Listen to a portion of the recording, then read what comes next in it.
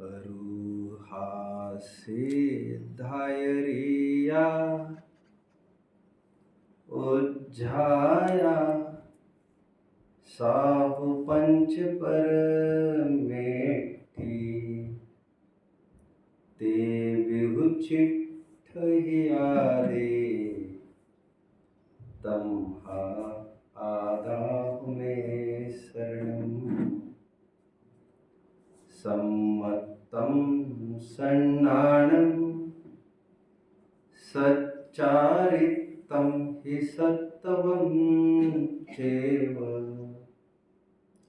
चौरो चिट्ठयादे तं आदाहु मे शरणम्।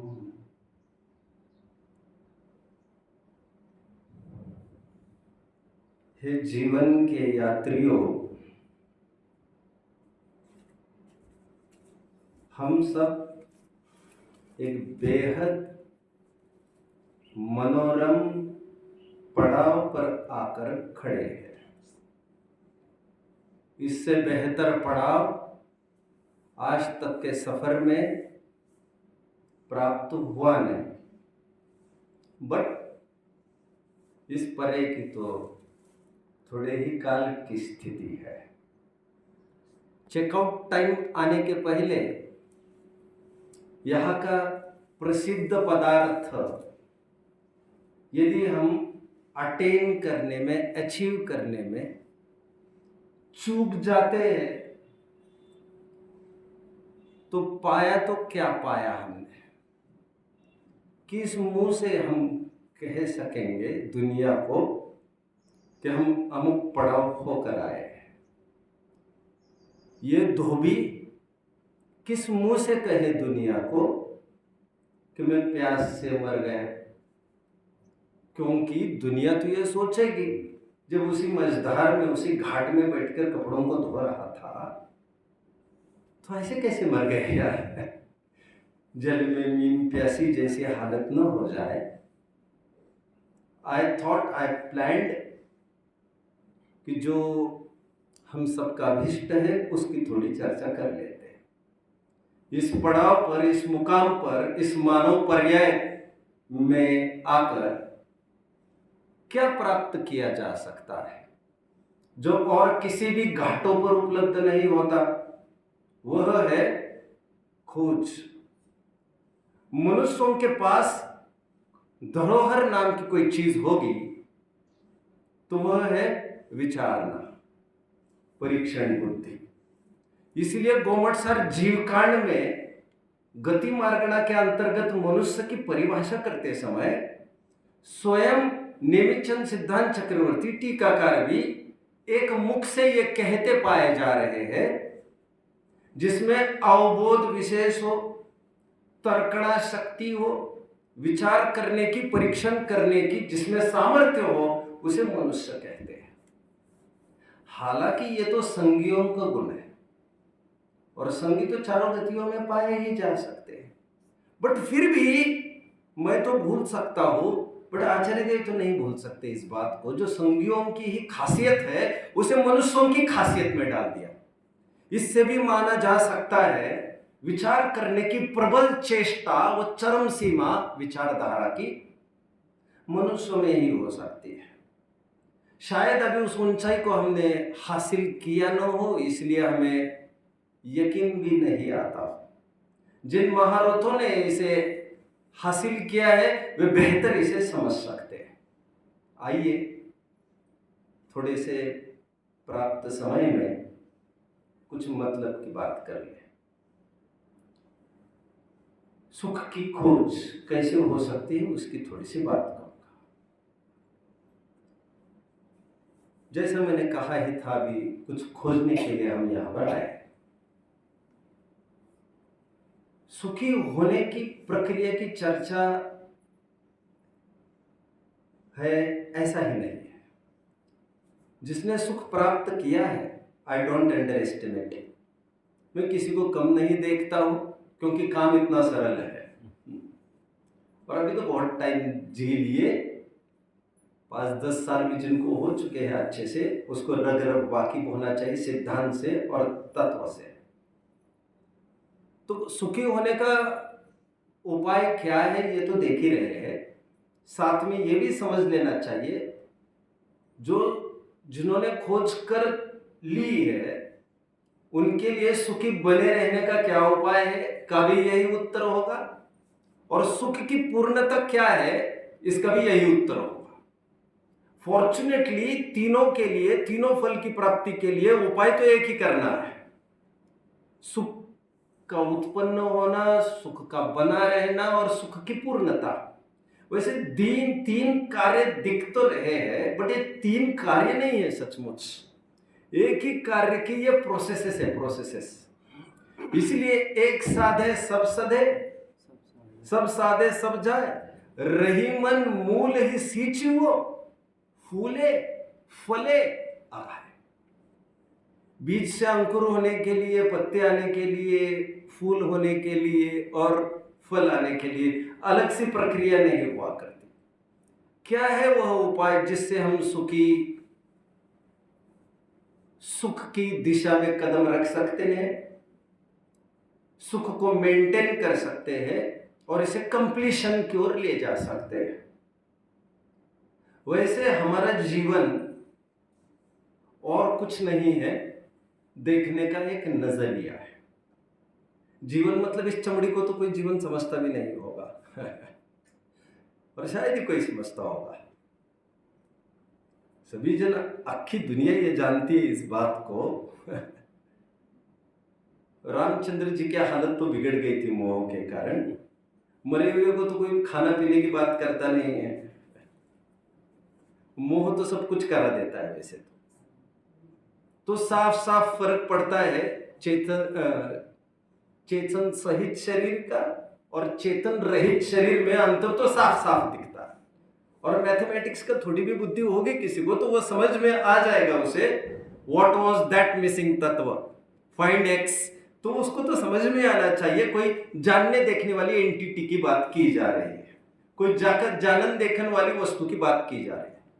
और मैं समझता हूं कॉन्शियसनेस, जानना देखने की सामर्थ्य, इससे दुनिया की कोई भी ताकत निगेट कर नहीं सकती। चार्वाक मत बताया गया है दर्शनों में, मैं जानता हूं, बट सरप्राइजिंगली चार्वाक मत के फॉलोअर्स कोई नहीं है यहां पर। यदि होता, जैसे दार्शनिकों का ही कहना है, यदि होता तो उनके लिए मैं कुछ और बात भी कर लेता, बट फिलहाल मैं इतना मानकर चल रहा हूं, जीव जुदा और अजीव जुदा, पुद्गल जुदा कह लीजिए, क्योंकि हमारे सामने अहम मुद्दा तो शरीर का ही है। क्या हो सकता है वो उपाय? जैसा मैं कह रहा था अभी, life is nothing but a point of view. जीवन और कुछ नहीं है बट देखने का एक दृष्टिकोण है।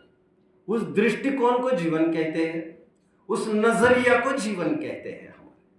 यदि उस नजरिए में अमुक चीज हो तो सुखी जीवन, यदि वो नजरिया अमुक प्रकार का हो तो वो दुखी जीवन।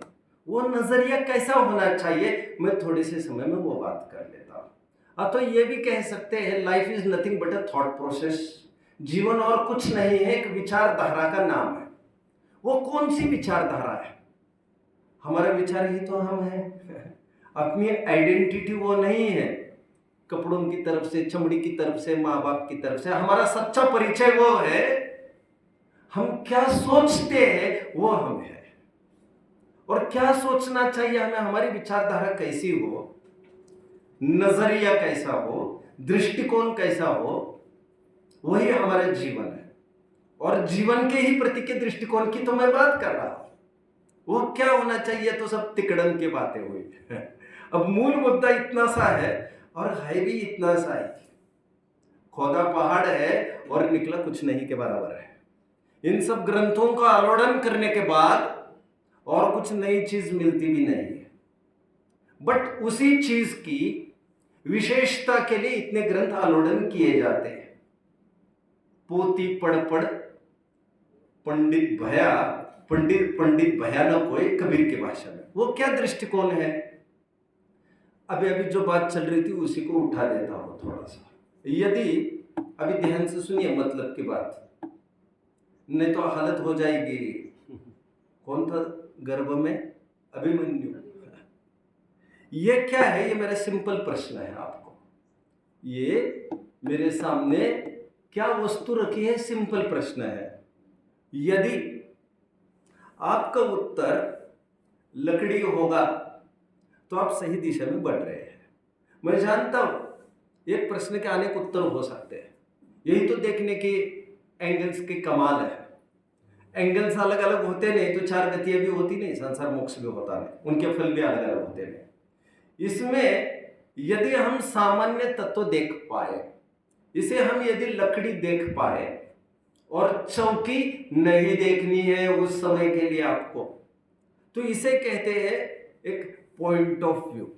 एक पॉइंट ऑफ व्यू है ये भी, और ये बड़ा कारगर है। बात लकड़ी चौकी की ही नहीं, मैं जीवन दर्शन बताने के पहले आपको अकबर के कोर्ट में ले चलता हूं, वो उदाहरण कारगर हो जाएगा। बीरबल ने एक दिन कोर्ट में यह प्रोक्लेम किया कि यहां पर बैठे हुए जितने भी जन है ना, सभी जन अंधे हैं आपके कोर्ट में। आप, मैं तो उस कैटेगरी में आ ही नहीं रहा हूं, तभी तो मैं कह रहा हूं आप किस कैटेगरी में, उसकी भी परीक्षण कर लेते। अकबर ने कहा ऐसे कैसे बोल रहे हो तुम, अभी परीक्षण कर लेते इस बात का। उन्होंने एक चीज लाई और सभा में सबके बीच में पूछा, व्हाट इज दिस? ये क्या है भैया? पेटा। समझ रहे, गुड गुड गुड। बट मतलब डम शेरेड्स में मैं कच्चा नहीं हुई, ये बात तय है। मैंने इतना पूछा ये क्या है, आपने कहा ये तो पगड़ी। ओके। सेकंड क्वेश्चन बीरबल ने पूछा सभा में, ये क्या है? दुपट्टा। Right right right right, good good. उसी दिशा में गाड़ी जा रही जिस दिशा में कोर्ट जा रहा था। तीसरा प्रश्न फिर पूछा, ये क्या है? नीचे से लपेट लिया। अब मैं सब एक्शन तो करके दिखा नहीं सकता उसके लिए मुझे खड़ा रहना पड़ेगा। तो कहना पड़ेगा ये धोती है, कहना पड़ेगा ये लुंगी है, आदि आदि आदि। तो बीरबल ने ये पूछा कोर्ट में, मैं कह रहा था ना आपको माय लॉर्ड। उस निगाह से कोई देखने की कोशिश नहीं कर रहा है जिस निगाह से मैं दिखाना चाहता हूं। वो पर्याय इतनी हावी क्यों हो रही है? उन्होंने कहा इसे वस्त्र यदि आप देख पाए तो दैट विल बी ग्रेट। और वस्त्र होगा तो ऑफ कोर्स किसी न किसी फॉर्म में तो होगा ही, क्योंकि निर्विशेषो ही सामान्यम भवेत खर विषामत। विशेष के बिना सामान्य कभी होता ही नहीं। वस्तु ही सामान्य विशेषात्मक है। यदि सामान्य अलग कोई वस्तु होती, जैसे वैशेषिक भाई मानते हैं, यदि पढ़ा होगा Moksha Marg Prakashak, I think it may be 128 page bottom, you may search, क्योंकि I am not very sure. तो उसके बॉटम में 128 29 एक आध दो पेज की बात है बस, 128 होगा या 129 होगा, प्लीज कंफर्म। तो वहां के बॉटम में लिखा है वैशेषिकों ने 7 द्रव्य माने और 6 तत्वों माने। उन 6 तत्वों में एक तत्व सामान्य मानते और एक विशेष तत्व, ऐसे अलग अलग 2 तत्व मानते। और जैसा परीक्षा मुख सूत्र ये बात कहता है समापन के प्रकरण में, कि वो विशेष नहीं जो सामान्य के बिना, वो सामान्य नहीं जो विशेष के बिना। अब विशेष मतलब पर्याय, बदलता रूप, सब समझदार है शायद, मैं समझता हूं। और सामान्य मतलब एक कॉमन अंश। अभी यह चौकी कभी भी लकड़ी के बिना तो नहीं हो सकती। लकड़ी एक मूल मटेरियल तो उसमें समाया है और रग रग में समाया है, उसके समर्पण के बिना यह चौकी चौकी हो नहीं सकती थी। और उसी प्रकार हम ये कह सकते हैं चौकी रग रग में समाई हुई है लकड़ी के, बट वो एक समय के लिए समझ में आ रहा है क्या कहा? तादात्म्य संबंध तो है विशेष का सामान्य के साथ, मैं पर्याय रूप विशेष की बात कर रहा हूं अभी, लेकिन वह तादात्म्य संबंध नित्य तादाद में संबंध नहीं है, अनित्य तादाद में संबंध है। बीच में एक ब्रेक लेकर पूछना चाहूंगा, आप तो फॉलो कर ही रहे होंगे, आप फॉलो कर रहे हैं मुझे, मैं जो कह रहा हूं कर रहे हैं? आप पीछे समझ रहे हैं कि भारी पड़ रहे नहीं? Okay, it's okay. You are new to me ना, आप नए हो मेरे लिए, मैं तो कुछ समझ नहीं पाऊंगा। मैं तो एक ही जन को देखकर पढ़ा रहा हूँ जो पॉजिटिव है, और मैं पॉजिटिव को ही देखता हूँ हमेशा। मुझे भीड़ में बहुत जनों की जरूरत भी नहीं होती, मुझे एक समझदार की जरूरत होती है। मैं वहां पर प्रवचन नहीं कर सकता जहां पर एक भी समझदार नहीं। समझदार का तात्पर्य सजग, सजग, इसी को कहते हैं मुख्य और गौण करना। यदि प्रवचन का सक्सेस चाहते हैं हम, तो हम उसी को फोकस करें, उसी को कंसंट्रेट करें जो प्रवचन की ओर कंसंट्रेट करना है। ये खुला चॉइस है मेरी आंखों को, वो किसे मुख्य करे और किसे गौण करे। मेरी आंखों को चॉइस यहां का नहीं है। मेरी आंखों को चॉइस यहां का होने पर भी मैंने प्रॉपर चॉइस उसमें से मैंने तय कर लिया, जो सजग है मेरे माल की तरफ प्रवचन की ओर, उसी को मुझे फोकस करना है। इसे मुख्य गौण कहते हैं। और ये चमड़े की आंखों ने ये काम कर लिया। उसी प्रकार अंदर भी एक सभा बैठी है हमारे अंदर की भी प्रज्ञा चक्षु है, हमारे ज्ञान की आंखें है। और किसे मुख्य करना, किसे गौण करना, और उस प्रेक्षक वर्ग में, उस ऑडियंस में शरीर, बीवी, बच्चे आदि तो है ही, उसमें राग द्वेष आदि भी है, और ऑडियंस में स्वयं ज्ञान तत्व भी खड़ा है वहां पर। मुझे निगाह किस पर टिकानी है? जो मुझे रिस्पॉन्ड करता है उस पर टिकानी है। जो तुम में रिस्पॉन्ड ही नहीं करता, which is not analogous to you, जो आपके अनुरूप ही नहीं है, तुम उसको फोकस करोगे तो तुम्हें तो दुख भोगना पड़ेगा। परछाई को पकड़ने जाओगे किसी पक्षी को पकड़ने की तो बहुत दूर की बात, तो तुम्हारे हाथ में तो कुछ भी नहीं आने वाला है। तो तुम उसकी कोशिश क्यों नहीं करते जो तुमसे कभी जुदा नहीं होता? तो एक ज्ञान को मुख्य क्यों नहीं कर रहा है? एनीवे, कमिंग बैक, मैं बीच में हॉल्ट लिया तो उसका स्पष्टीकरण किया। मुझे कहने की बहुत छोटी सी बात है। मुझे कहना यह है, जीवन हमारे विचारधारा का नाम है। जीवन, अभी बहन बोल भी रही थी आपसे, जीवन पूजा पाठ का भी नाम नहीं है, जीवन स्वाध्याय का भी नाम नहीं है, जीवन प्रवचन का नाम नहीं है, क्योंकि प्रवचन बंद होगा, जीवन नहीं।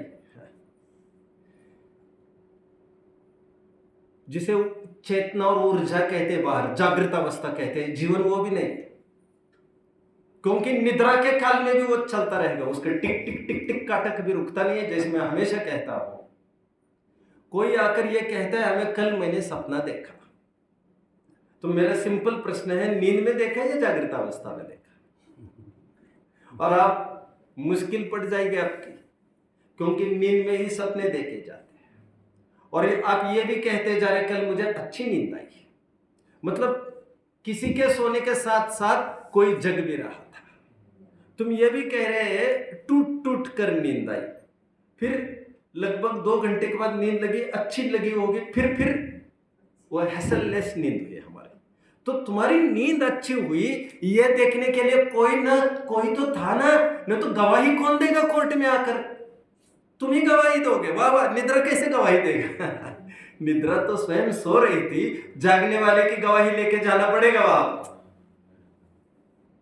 जब सिक्योरिटी पोस्ट पर थी नहीं, वॉच पोस्ट पर, और कोई अंदर आया और वॉचमैन ये कह रहे थे उस समय में नहीं आया, तभी अंदर आए हैं, तो वॉचमैन के साथ कोई और एक गवाह की जरूरत जरूर है जो उस समय में वहां पर था। वो वॉचमैन तो नहीं बोल सकता, भले ही वो दूसरा गवाह चेतन हो या अचेतन हो, सीसीटीवी कैमरा भी हो सकता है। एनीवे, तात्पर्य मेरे कहने का ये है, देखने का दृष्टिकोण और विचारधारा को जब हम जीवन कह रहे हैं, हम कह रहे वो आदमी अच्छा, मतलब आप उस चमड़ी की बात तो नहीं कर रहे थे। आप आदमी अच्छा मतलब क्या?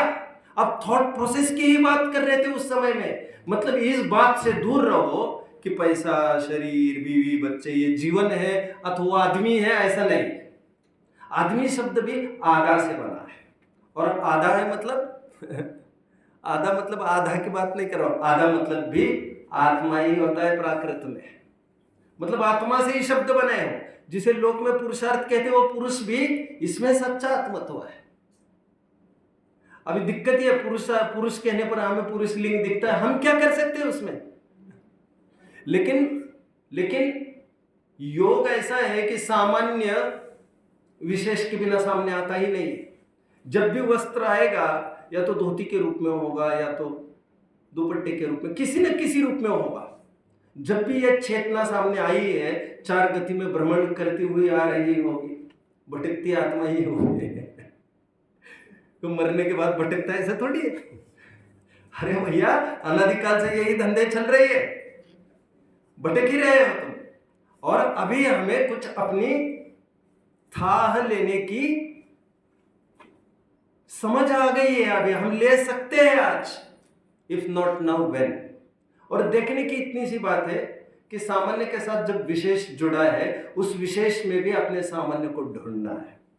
और उसके लिए किसी विशेष को अलग करना नहीं है आपको, और करने जाओगे तो वो सक्सेसफुल प्रोसेस होगी भी नहीं।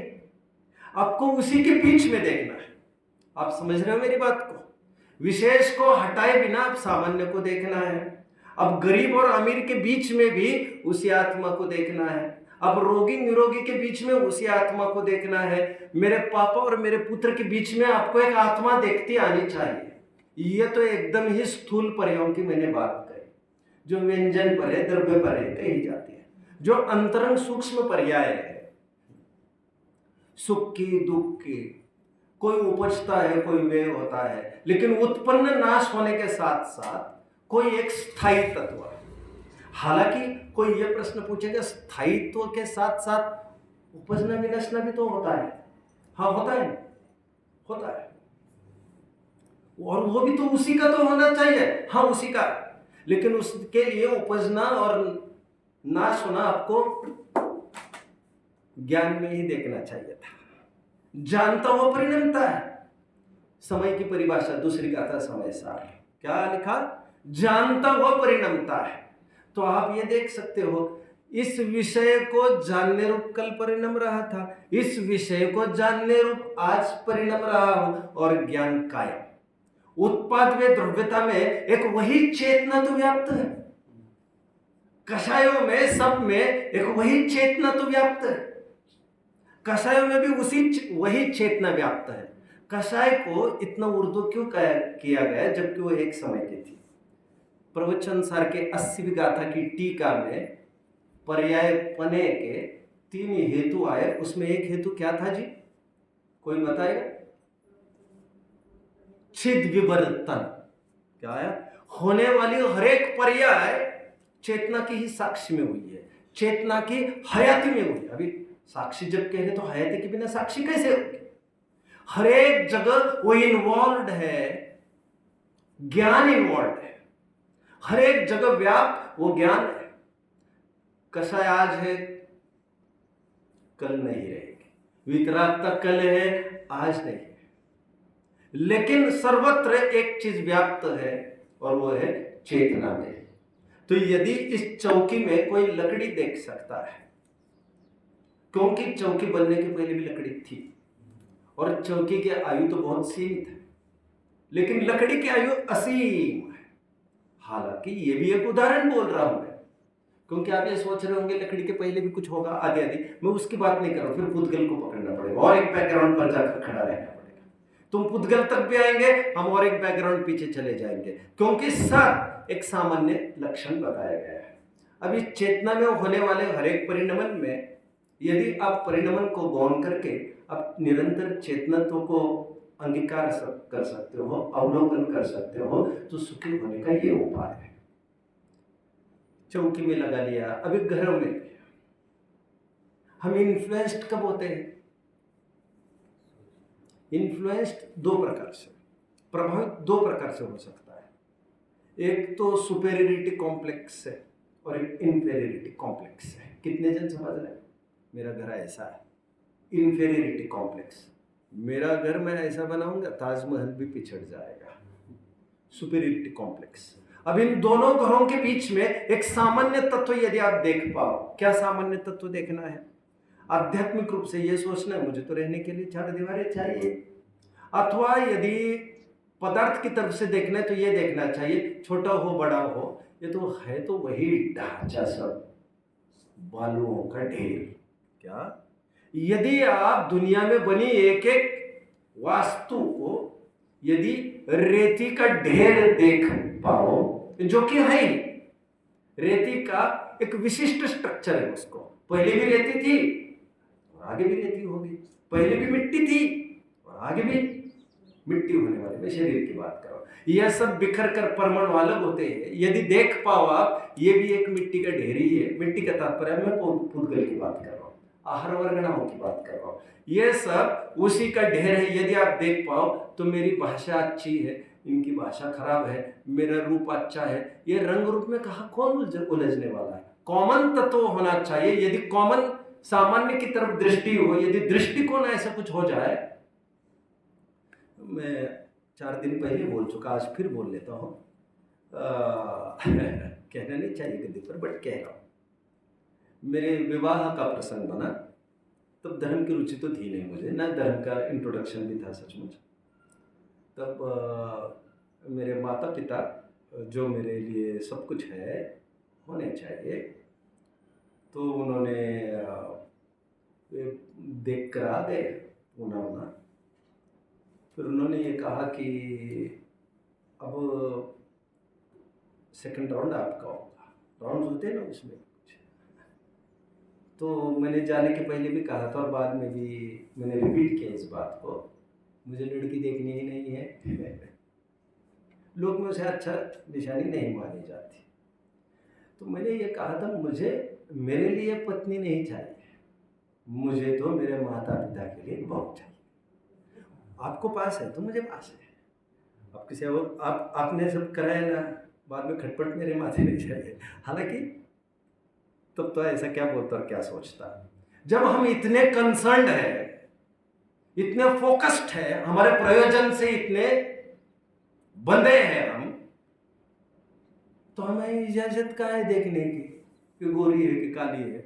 भाई लूली लंगड़ी तो इतना तो देखेगा, ये तो आप ही देख लीजिए साहब, काम आपको कराना है, आपकी ख्वाहिश आप पूरी कर रहे, मैंने मेरी तरफ से कोई मांग नहीं रखी है, आप समझ रहे हैं।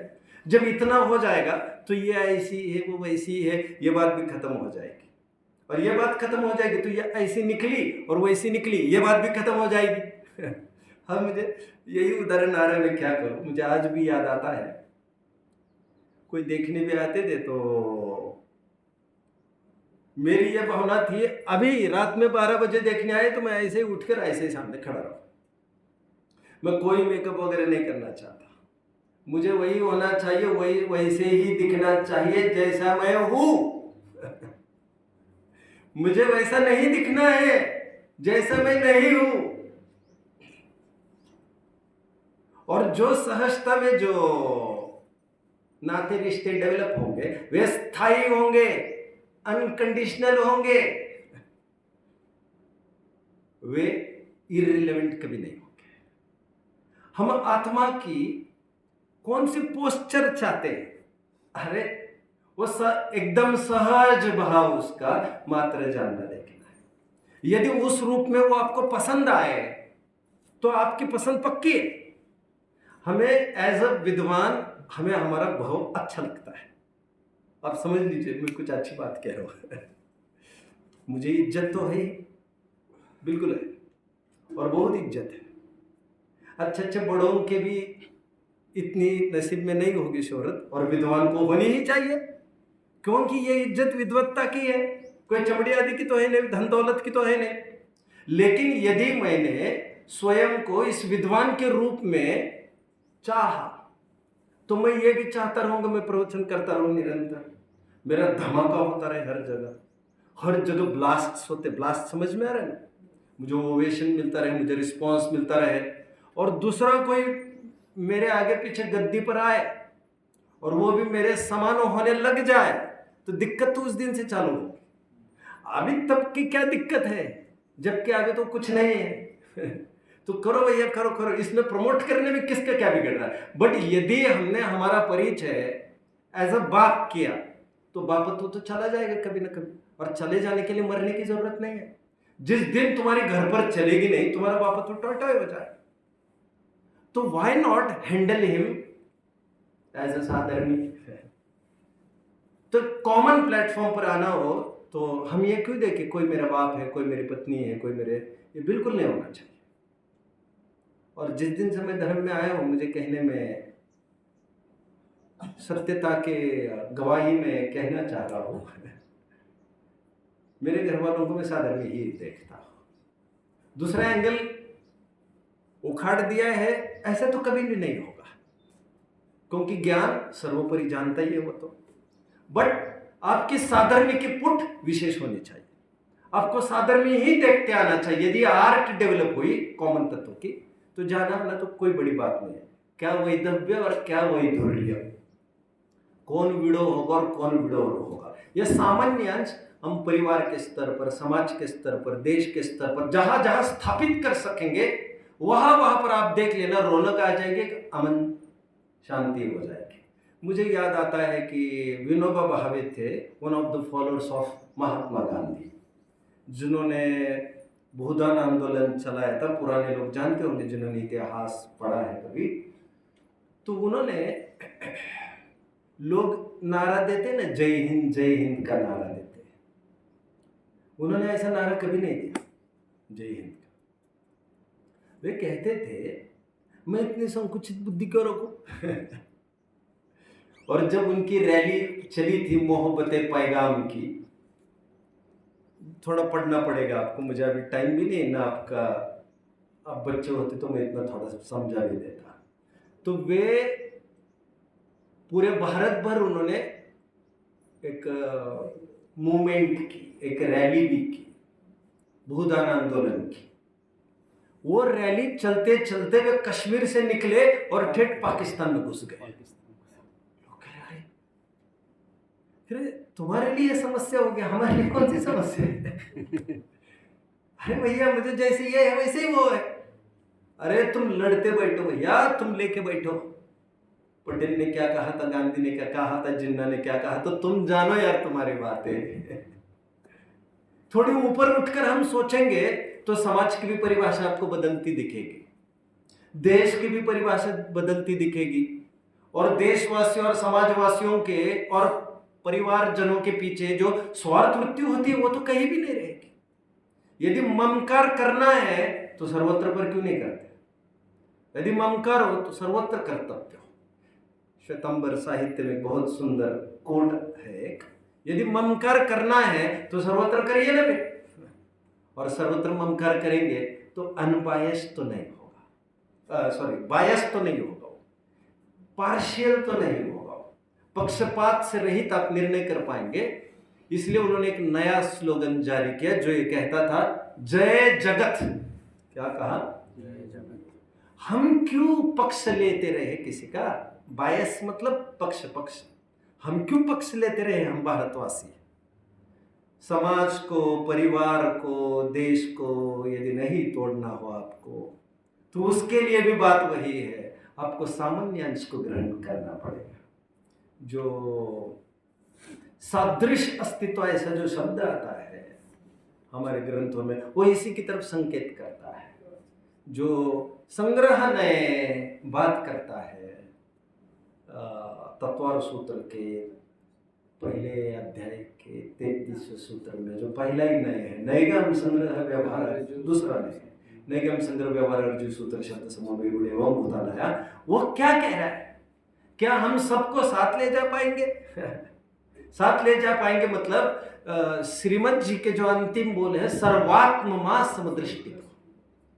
तो सर्वात्म में समदृष्टि देने का क्या तात्पर्य है और वो कैसे दे पाएंगे हम? अच्छा, आत्मा का अर्थ आपने अभी क्या लगाया?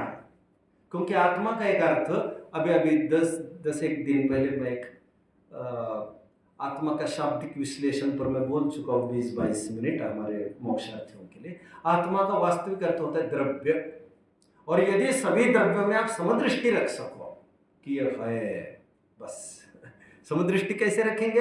है, क्योंकि सद्द्रव्य लक्षणम, सत एक ऐसा लक्षण है जो सभी द्रव्यों को अपने में समा लेता है। ऐसी वो चीज चाहिए जो सर्वव्यापक हो। और लोक में तो माना जाता है नैरो माइंडेड नहीं होना चाहिए भैया, ब्रॉड माइंडेड होना चाहिए।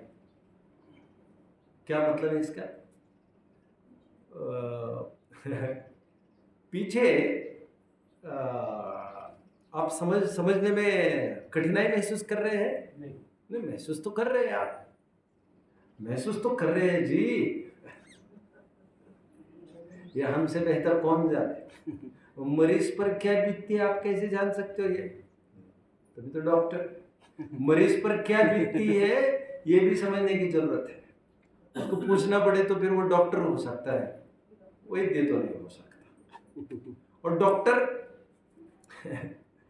लंग का होता है, डॉक्टर लिवर का होता है, वैद्य किसी चीज का होता नहीं है, वो स्पेशलिस्ट नहीं होता है, क्योंकि सभी विषयों में वो स्पेशलिस्ट ही होता है। Anyway leave. मैं ये कहना ये चाह रहा था, मैं क्या कौन से बिंदु पर आकर खड़ा था, मैं कुछ कह रहा था वैसे। मैं ये कह रहा, हाँ, आप सामान्य अंश को देखने का नजरिया है। हाँ, आपको घर तोड़ने की जरूरत नहीं है उस रेत को देखने के लिए, मनुष्य पने को हटाने की जरूरत नहीं है वो जीवपनों को देखने के लिए। एलर्जिक तो होना ही नहीं है तुम्हें, तुम तो ज्ञान वाले हो, बट क्योंकि एलर्जिक कहीं होंगे तो पक्ष भी होगा तुम्हारा गाढ़ा। अभी इतना तो भाव होना चाहिए ना, बेटे के नाम पर हम इतनी प्रॉपर्टी रखकर चले जाए। अभी तुम्हारा भाव है कि मोह है, यह आने वाला समय तय कर लेगा। तुम कर्तव्य और जिम्मेदारी पर हम तो नहीं पुष्ट कर रहे हैं, ये भी आने वाला समय बताएगा। और आने वाला समय क्यों, इस समय भी तुम तो नाप सकते हो इसको। फिर जाते समय हाय हाय करने में तुम्हारे पीछे इतने ही अकाउंट बैलेंस होगा कि इतने साल प्रवचन किया, और लोग भी खूब तारीफ करेंगे श्रद्धांजलि के दिन, बहुत बहुत होगा, इतना तमाशा और इतना होगा, इतना रोवर आई होगी, लेकिन तुम्हारा काम तो नहीं होने वाला है उसमें। खूब सभाएं तुम्हारे पीछे चलेगी, उससे काम कुछ भी नहीं होगा। और आज सिद्धों की सभाएं सर्वत्र चल रही, वो स्थायी सभाएं होगी तुम्हारी, तुम्हारे गुणगान किए जाएंगे, तुम फिर पर्याय में लिपट रहे हो, तुम भूल रहे हो। All the people well known on the earth are less known in the heaven, and all the people less known on the earth are well known in the heaven. कितने जन समझते हैं इस बात को? समझ रहे हैं मैं जो कह रहा हूँ? पीछे समझते हैं? नहीं समझ। मैं बता, जिनकी बहुत ख्याति होती है यहाँ पर, उनको ऊपर कोई नहीं पूछता, एक कहावत है। और जिनको यहाँ कोई नहीं पूछता, उनको स्वर्गों में बहुत अहमियत होती है उनके बारे में, एक कहावत है। मतलब अभी आपको कहा कैसे कितना टाइम में क्या क्या बताया। अब हमारे बच्चे होते यहाँ पर मोक्षार्थी होते, तो मैं बताता आपको।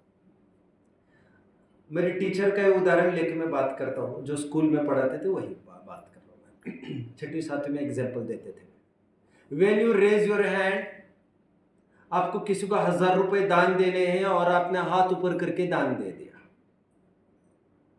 तो you have got your reward there itself. तो तुम्हें तुम्हारा बख्शीश वहीं पर मिल गया है, तुम्हारे दान का फल मिल गया। और यदि आप चुपचाप देते हो तो तुम्हें उसका इनाम मिलना, उस दान का इनाम मिलना अभी बाकी है, वो हम दे देंगे ऊपर। तुम यहीं पर सेटल करना चाहते हो तो ऊपर क्या देंगे यार तुमको? तुम्हें जो चाहिए था प्रसिद्धि, वो तुम्हें मिल गई ना अभी। मैं ये कह रहा हूं, हमें ऐरी गहरी प्रसिद्धि नहीं चाहिए। प्रसिद्धि तो चाहिए, हम बहुत भूखेले हैं, लेकिन 10-20 दिन तुम हमारी प्रशंसा कर पाओ, ऐसा नहीं चाहिए। और वो प्रशंसा 10-20 दिन की पर्याश्रित ही होगी। तुम्हें स्थायी प्रशंसा चाहिए तो उसका आदर भी स्थायी होता है। अरे माँ बाप को भी बच्चे तब तक पूछते हैं जब तक वे सक्रिय होते हैं, अथवा उतनी संपत्ति छोड़ गए हो जिसके बल पर वे सक्रिय है बच्चे आज। नहीं तो अवसर तो आने देते, तब तो आपको पता चलता कौन तुम्हारे है और कौन पराए। लेकिन अनफॉर्चुनेटली अवसर आया ही नहीं, और तुम्हारा मोह पनपता था। सबको अपने अपने जीवन में अपने कौन और पराये कौन ये समझने का अवसर आना चाहिए, ये जरूर लगता है मुझे। अब ये अवसर आने का प्रसंग तो प्रतिकूलता ही होती है जिसके हम एलर्जी के बारे में मैं हमेशा कहता हूँ बच्चों को, किसी ने धूल क्या झोंक दी हमारे आंखों में गाली, मुझे सब साफ साफ नजर आने लग गया। समझ में आ गया क्या कहा? समझ रहे हैं? जब धोखाधड़ी होगी आपके साथ अपने कहलाने वालों के से, तब आएगा मजा और तब आपका लाइफ चालू होता है। लाइफ तब चालू होता है जब आपका भ्रम नष्ट होता है, उसके बिना जीवन चालू होता नहीं। Life begins where temptation ends. जीवन वहीं से चालू होता है सच्चा, जब मोह चकनाचूर हो जाता है। और मोह का चकनाचूर होना मतलब एक दृष्टिकोण मिलने, एक विचारधारा में। और आज भी हमारा सुख दुख जो हम फेस कर रहे हैं, हालांकि इतनी वैज्ञानिक दृष्टि चाहिए टक्कर की, तो हम पहचान पाएंगे हमारे सुख का आधार क्या है। यदि सुख का आधार परद्रव्य और परद्रव्य के आश्रित बाहर की प्रक्रिया है, तो आपका भ्रम दूर होना जरूरी है। गेटिंग समझे? फिर से जैसे मैं बिना भोजन करके आया हूं, तो मैं ज्यादा समझ सकता हूं इस बात को कि भोजन की वैल्यू और उसके बिना हम कितना खड़ा रह पाते हैं। जिसके पास पैसा भी है, धन दौलत के पंखे के नीचे बैठे ही है, तो वे इस बात को आजमा नहीं सकते